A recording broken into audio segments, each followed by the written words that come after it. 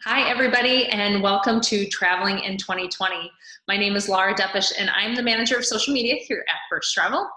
Last week, we talked about national parks. This week, we're completely changing it. We are going to Jamaica, poolside, cocktail. Sounds so good right now. So with me today, I have Miss Erin Borgmann from our St. Cloud office. She just got back from her Jamaican trip, and I'm jealous already. Hi, Laura. Thanks for having me this afternoon. All right. So, I mean, it seems like a dumb question, but why did you choose to go to Jamaica? Well, actually, we were hoping to go on a nice little journey to Ireland where I was going to learn to drive on the wrong side of the road and experience a really nice property there.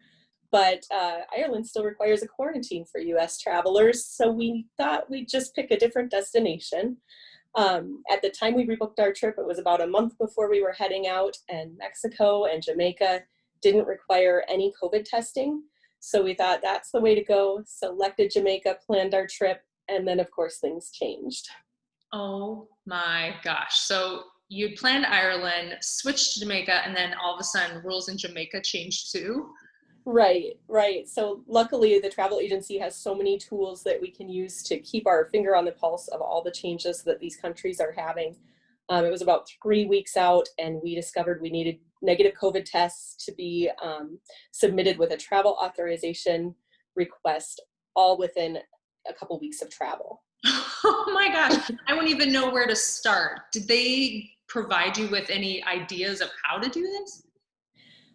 Yeah, luckily I was able to find out from a website where the approved lab facilities are.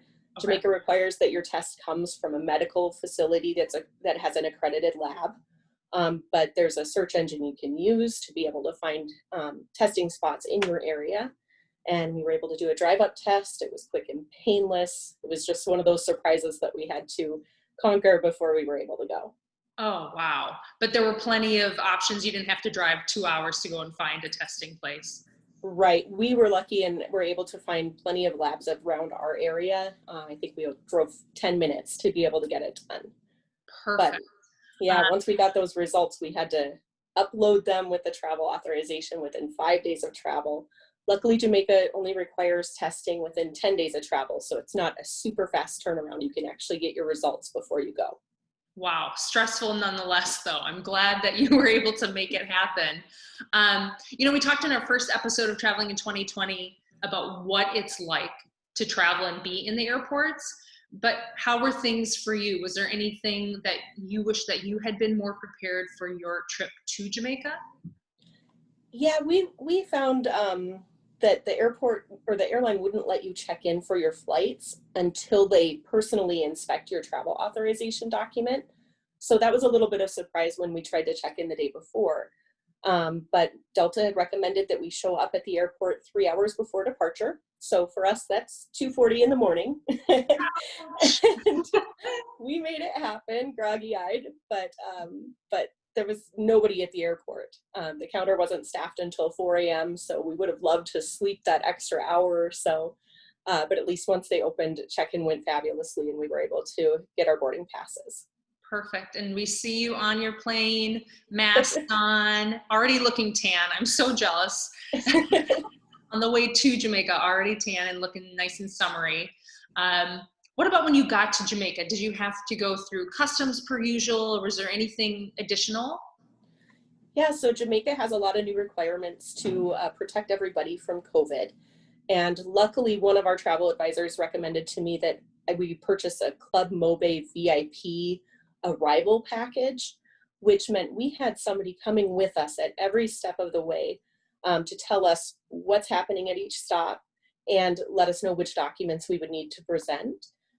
So when you arrive in Jamaica, before every interaction, you're required to use hand sanitizer. But then you also need to get your temperature checked at a station. And then there's a station from the Jamaican government where they do health interviews and just kind of assess your risk levels and any exposure you might have, confirm where you're staying. They also inspected our COVID test results. So we were happy to have a hard copy of those with us that would allow us to enter their country. But it went smoothly. We had a great guide, and they then brought us to a lounge where we could relax, have a beverage or a snack, and they worked to actually hook us up with our driver and get us on the road to the resort. Wow, to have somebody holding your hand well, not holding your hand 6 feet away, but walking you through each one of those steps. What a service. That's incredible. So very easily got to your hotel. What hotel were you at? We chose Secrets Wild Orchid, which is a beautiful, all-inclusive resort, adults only, right on the beach. It's just gorgeous. Wow. Yeah, we Share were. your pictures too. We're going to make everybody as jealous as I am.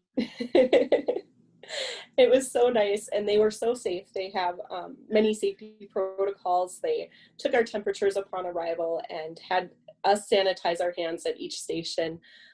They also had great sanitization procedures that were very visual. You could see that somebody can't sit down to check in until they've sanitized the space and made sure it's safe for us. When you dine at dinner, they have you scan a code on your phone to get the menu so that there's fewer touch points. And they require masks for guests in the public spaces and staff as well. Everybody had either a mask or a face shield or both on. Wow. Well, it looks beautiful. I don't think I would have left the property, but did you leave? I mean, are there still tours going on, still things you can do out and about in Jamaica? Yeah, we didn't actually leave the resort because we were happy just relaxing on the beach in the pool. But there are plenty of things that are still available to be done. Jamaica has certain areas for tourists that are approved, and you need to stay within those areas, but you can still hike to the waterfalls, go snorkeling, shop, visit all their nature parks. You can have your travel advisor help you pick the perfect excursions that you'll love before you even go, and they're amazing. Wow. Well, thank you so much for sharing those tips, especially that Club Mobe. I'm hoping more countries are doing the same thing, because that seems just that relief to have. You've got an expert with you along the way. So thank you so much, Erin. That's all I had for you today. I told you, pretty quick and easy. Next week's going to be relatively the same, because you can tell we're getting ready for the cold weather to come in. We're going to be talking to Mary Jo from our Austin office about all things Mexico. So have a great rest of your week. Thanks for joining us for our Travel Tuesday, and we'll see you next week. Thanks again, Erin. Thanks. Bye.